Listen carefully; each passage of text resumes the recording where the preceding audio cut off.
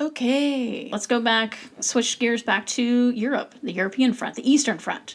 All right, so two most important battles, Midway and the other was Stalingrad.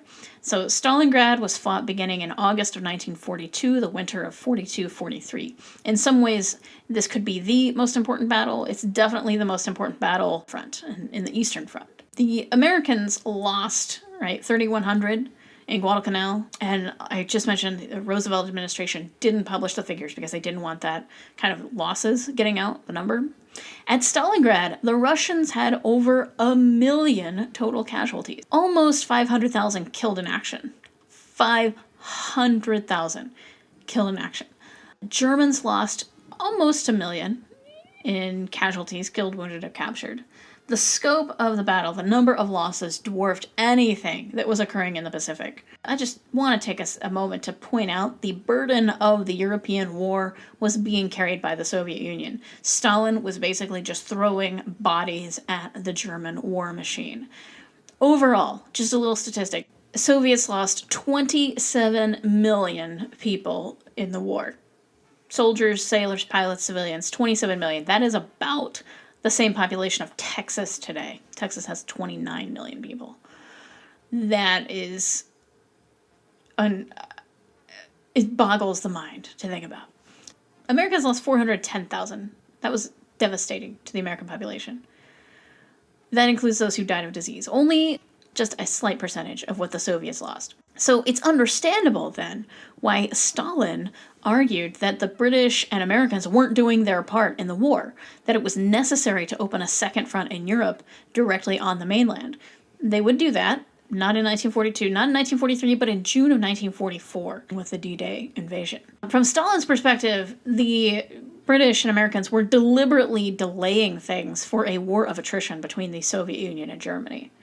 Soviets went on the offensive. They remained on the offensive throughout the duration of the war. Let's talk about the Battle of Kursk real fast. This is the largest tank battle ever.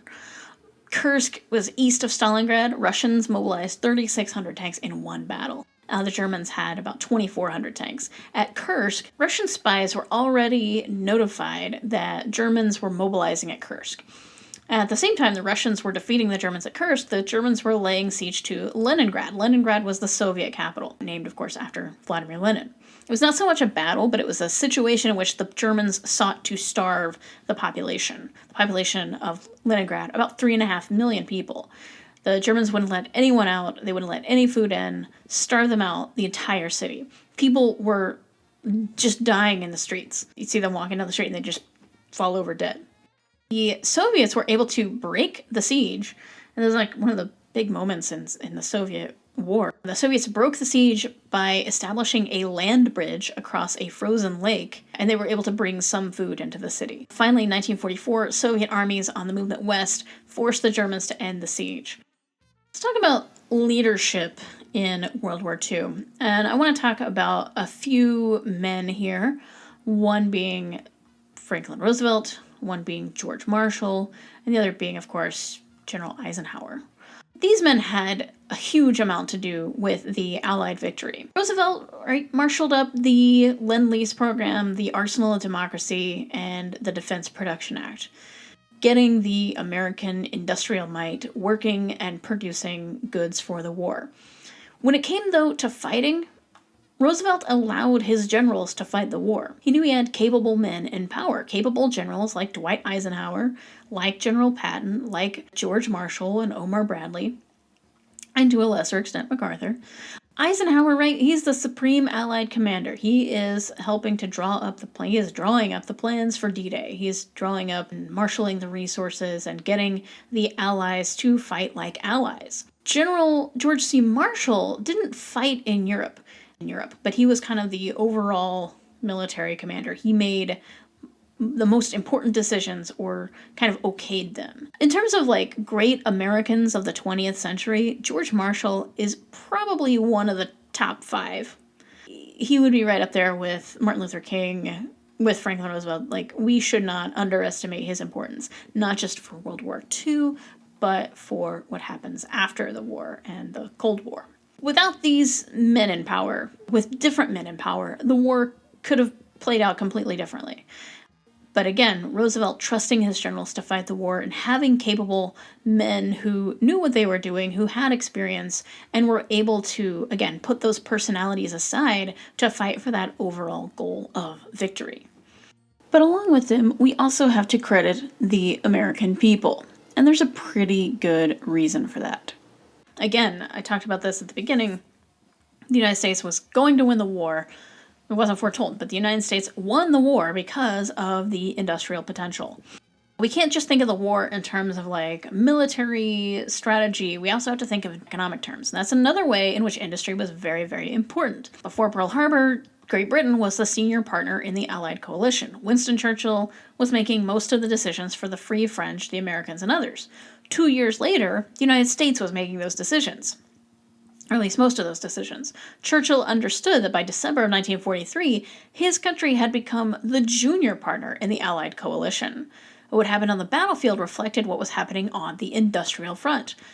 Not only the most important American metropolitan cities, but others, Pascagoula, Mississippi, Mobile, Alabama, Norfolk, Virginia, Akron, Ohio, Oakland, California, were producing for the war effort. The war was a total war. Even on the home front, Americans were brought into the war, not just about hiding from German planes. The entire nation had to deal with the war. Air raid drills, rationing, food and gas. The Capitol Dome was dark during the war because they were afraid that it would be bombed. There was not just rationing of gas, but also the rationing of meat, sugar, dairy products, newspaper, metal, nylons for stockings. There would be these junk trucks that would drive through towns. They would collect newspapers and cans, recycling, essentially. People were planting victory gardens in their homes. Women got involved in the war effort through the Women's Land Army to do farming work. The Rosie the Riveter, of course, working in industry. And of course, women did join the armed forces in the Women's Army Air Corps and the Waves, which was the women's branch of the Navy. Of course, in the United States, you get the Double V campaign, right? Victory overseas, victory against Jim Crow. A. Philip Randolph, the leader of the Brotherhood of Sleeping Car Porters, the largest black union in the country, threatened a march on Washington if Franklin Roosevelt did not promise equal opportunity in the defense industries and hiring. And that got through. So there was no march on Washington in 1941. So Americans were drawn completely into the war, and this kind of wartime propaganda was pretty much the norm. These posters were made by groups like the Works Progress Administration to basically support Americans in the war effort, both from a military standpoint and at home. And you've seen probably a lot of these before, and a lot of them maybe parodied. Probably most famous image of propaganda from World War II that we would think of in terms of like Rosie the Riveter. I know you know what it is, the "We Can Do It" poster.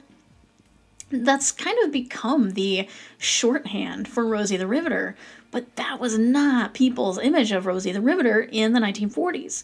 This kind of glammed up, skinny broad, this skinny dame. The Rosie the Riveter image would have been more like the Norman Rockwell Rosie the Riveter, this kind of husky, strong woman. She's got grease under her fingernails and she's still going to eat her sandwich anyway.